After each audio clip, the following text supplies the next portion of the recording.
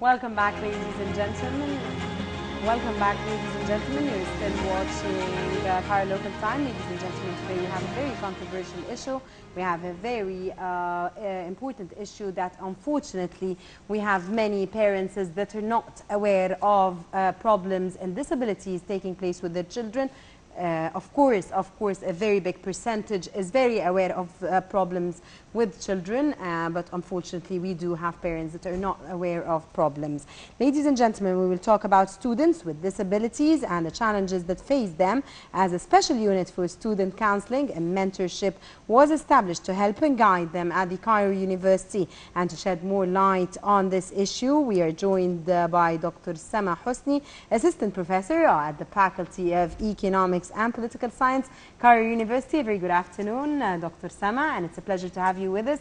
And it's lovely that we have you with us, and it's amazing that we do have enough awareness here in Egypt nowadays and at the Faculty of Economics and Political Science to open such an amazing center for children or students with disabilities, which is very important and which is very rare here in Egypt.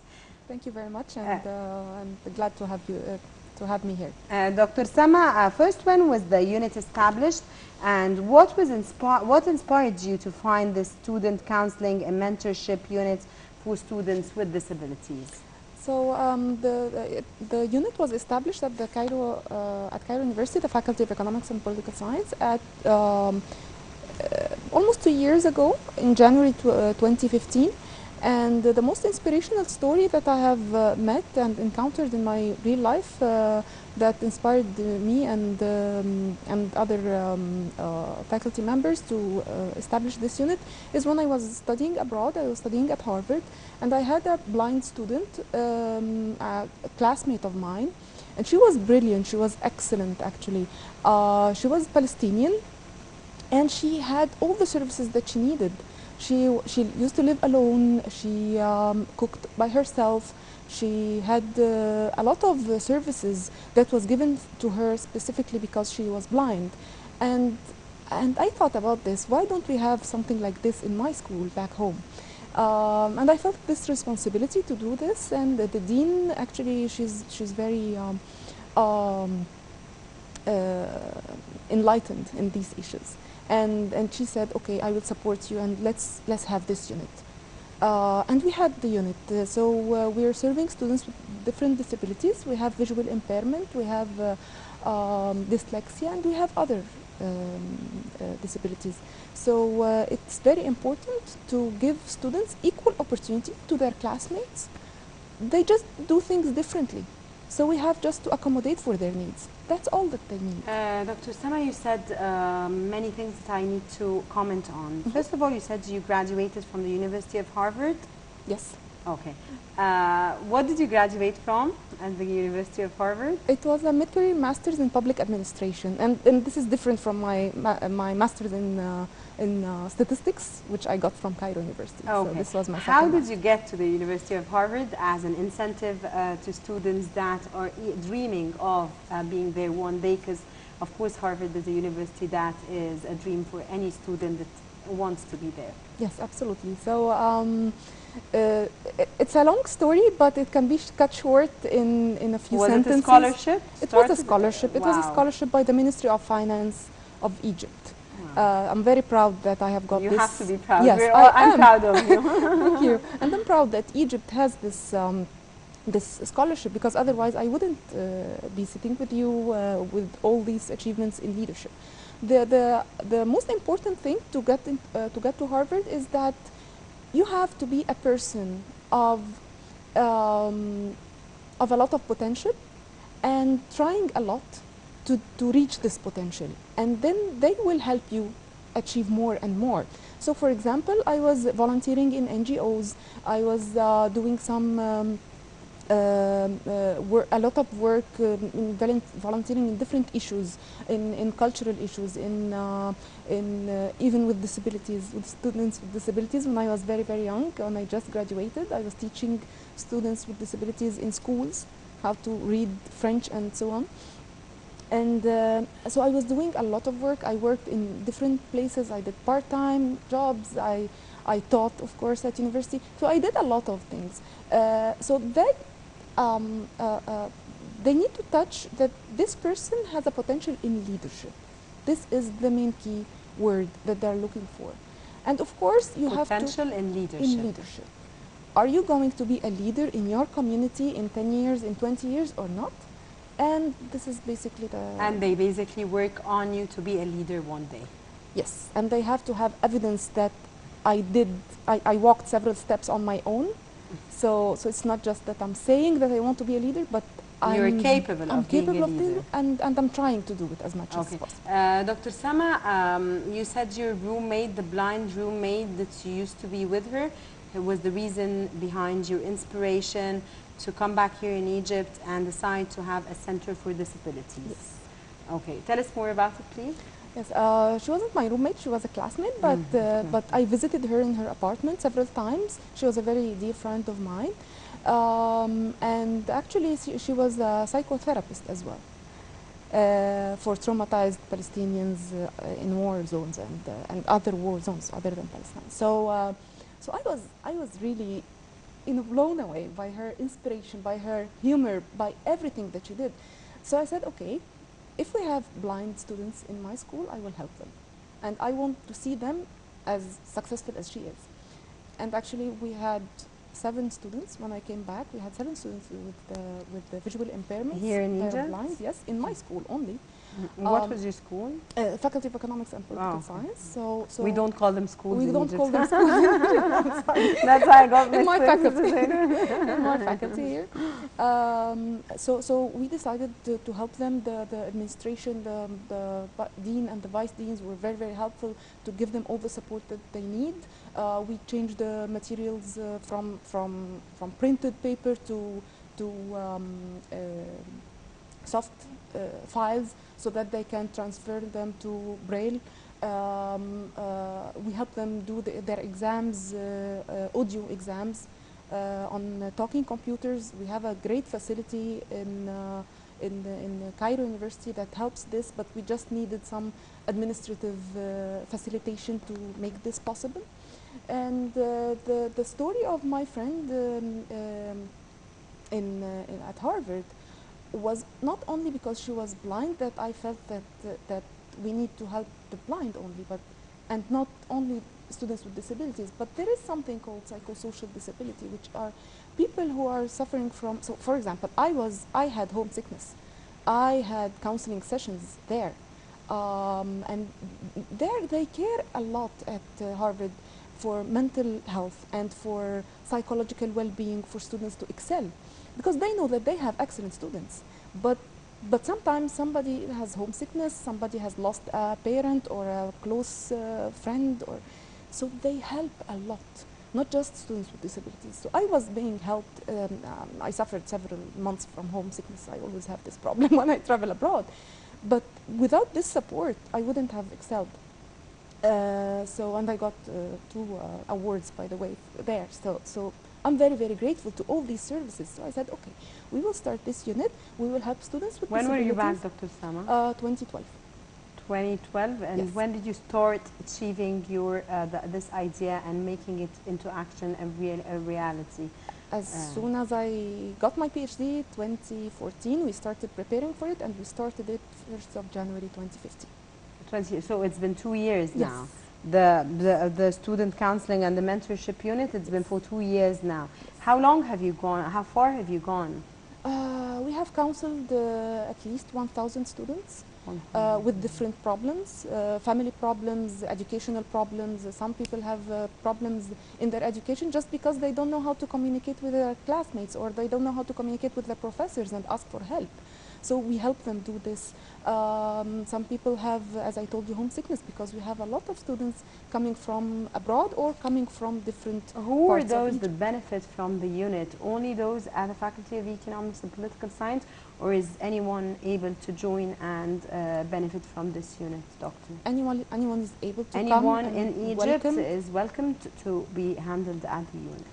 Well, basically, because we're only known at the Faculty of Economics and Political Science, so this is the main target population. Why don't But you we help advertise, Dr. Samaa, for people to know more about this unit? For example, it's my first time to hear about it when I met you this afternoon. Yes, because it's still new and we're working to to institutionalize it actually. So we have plans. We have a 5-year plan to hopefully to start it in different universities. Some colleagues from different universities come and talk to me, and because they want to have something like this in different governorates in Egypt. You don't have flyers? We do. We do, yes. And we have a Facebook page to announce everything. Can you that announce we have. it, please, on air for everybody to know it, and then we're going to be writing it? The Facebook page, it's SMCC Unit. SMCC Unit. CC Unit. Yes. Facebook. Facebook. This is on Facebook. Yes. So, ladies and gentlemen, if you want to know more about the unit which faces the disability challenges and the student counseling and mentorship, it's on Facebook, SMCC Unit, and it's very important, ladies and gentlemen, for all of you to join and know more about it. From here, we're sending this invitation and this message for all of you to join. Dr. Samaa, what are the challenges that faced you when you came to establish such an amazing idea? The main problem was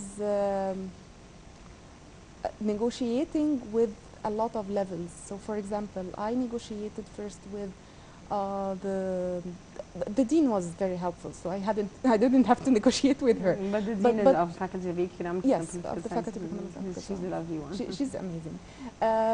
But for other, for example, the administrative staff, they didn't understand what does it mean to be a student with special needs in general, let alone disability, but with special needs.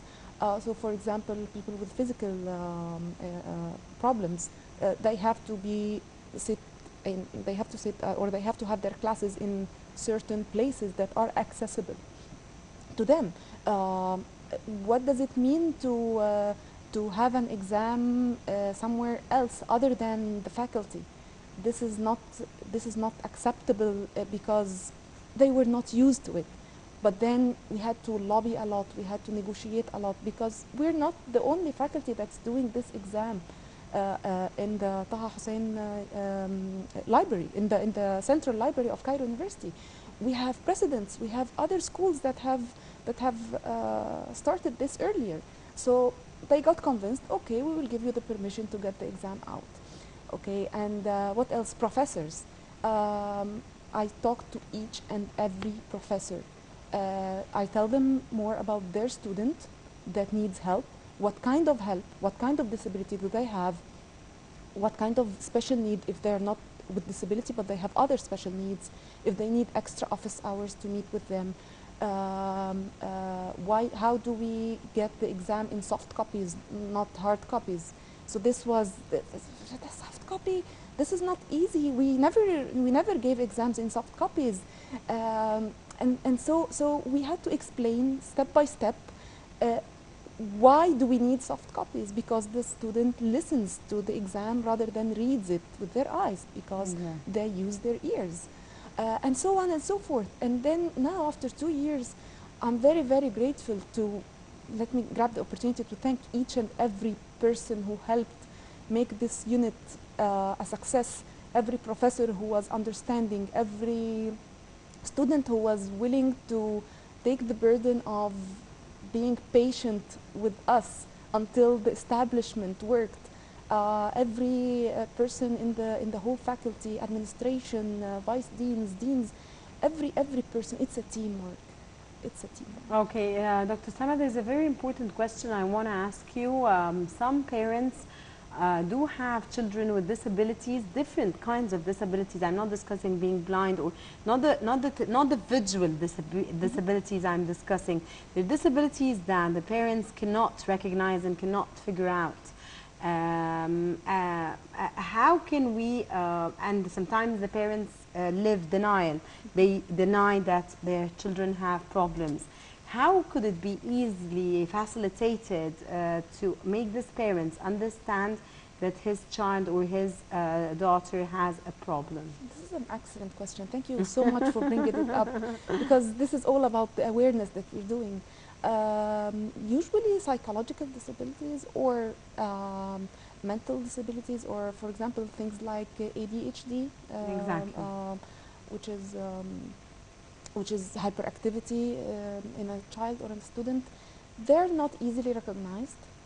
They just parents. Dyslexia, for example. Dyslexia is not easy at all, because dyslexia is just that the student doesn't know how exactly. to. They don't have the memory of reminding how the spelling of the word goes, or places where to go to these places. They have memory issues, but they have the student that I have with dyslexia in my at the faculty.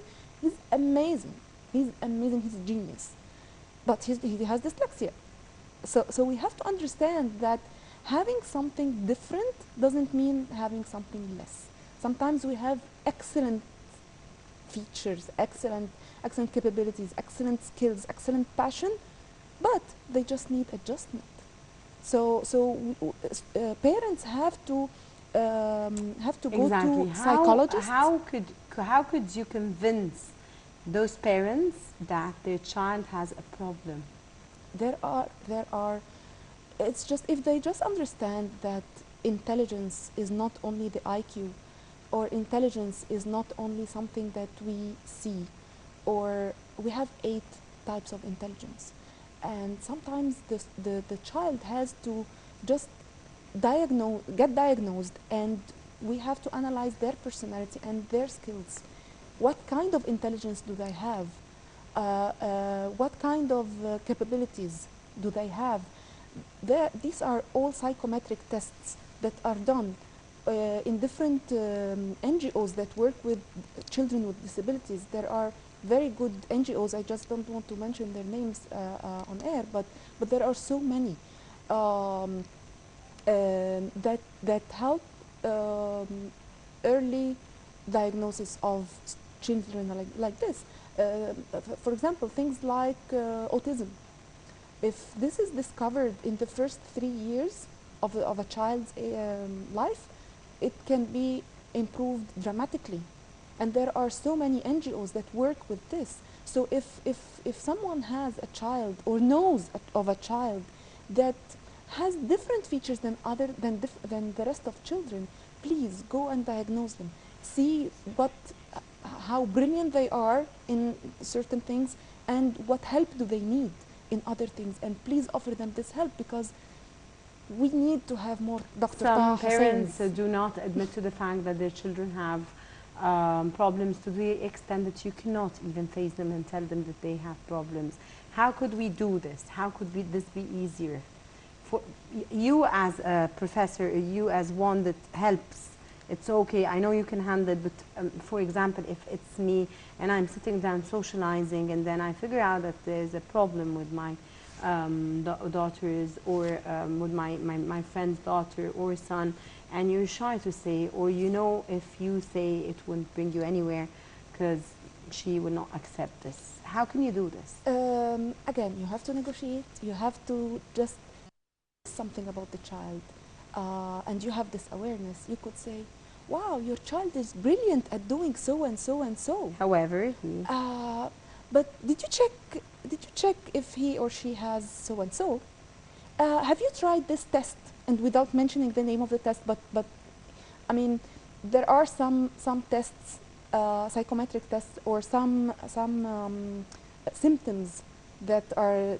So, for example, you could say, have you tried to check if they have this or this symptom, or to a certain level that they need more help? They can be excellent at doing so and so, but they might need help in doing so and so. Oh, I noticed this. I noticed they're different in this. Use the word different. Don't use the word ill or sick or I don't know what. Choosing the words is great in raising awareness. Dr. Samaa, what are the most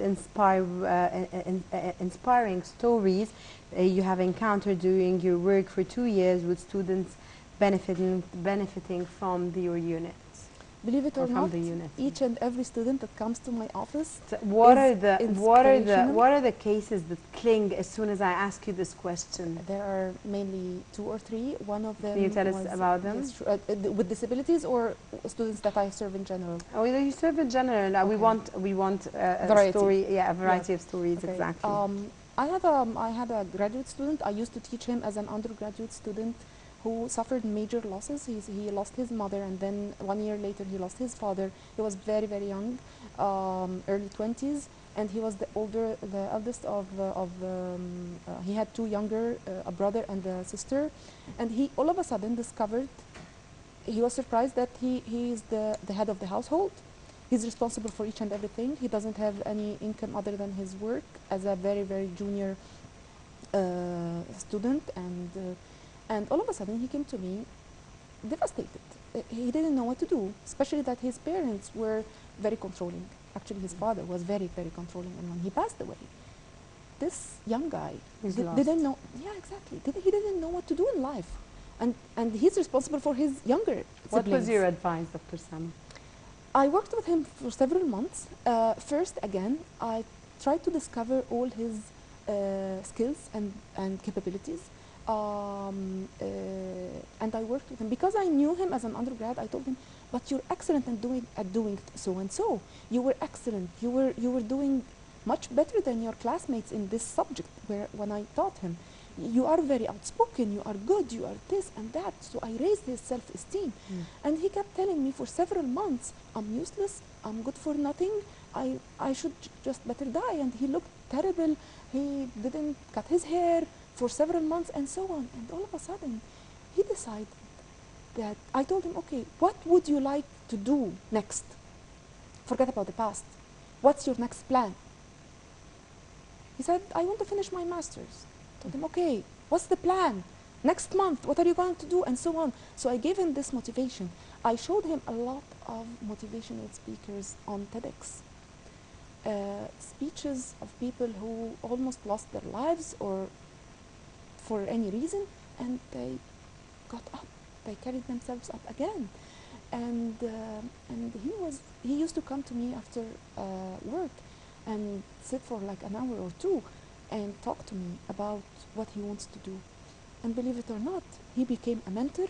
He used to help younger students who suffered from educational or psychological problems. He's now studying psychology. His major is economics, but he's doing like free reading in psychology.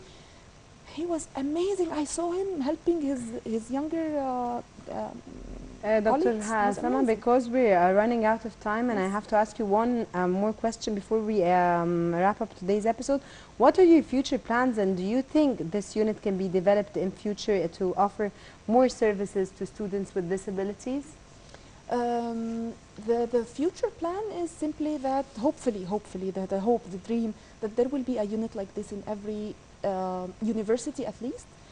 It's found in international universities, but not in public universities, and this is where we need it the most. So hopefully it will be founded in every university, and there is a plan for this. We will be discussing with other universities to do how to do this. And with connecting with the students with disabilities, there is now a university-wide unit for Cairo University. They are also discussing it with other universities as a role model, and hopefully we can change something in the community. We're very hopeful, Dr. Samaa. Dr. Samaa, we're very proud we had you today. A very controversial issue, a very important issue.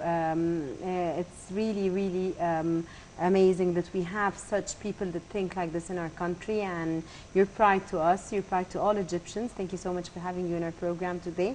Dr. Samaa Hosny, Assistant Professor at the Faculty of Economics and Political Science, Cairo University. Thank you so much, Dr. Samaa Hosny. Thank you very much for your role, and thank you very much for the awareness that you're raising through your program. Thank you so much, Dr. Samaa. Ladies and gentlemen, this wraps up today's episode of Cairo Local Time. Our main theme today was students with disabilities and the challenges that face them. program. A special unit for student counseling and mentorship was established to help and guide them at the Cairo University. And from here, Nile TV, and from Local Time, we're emphasizing on this unit, and we're letting people know more about it on Facebook, social media.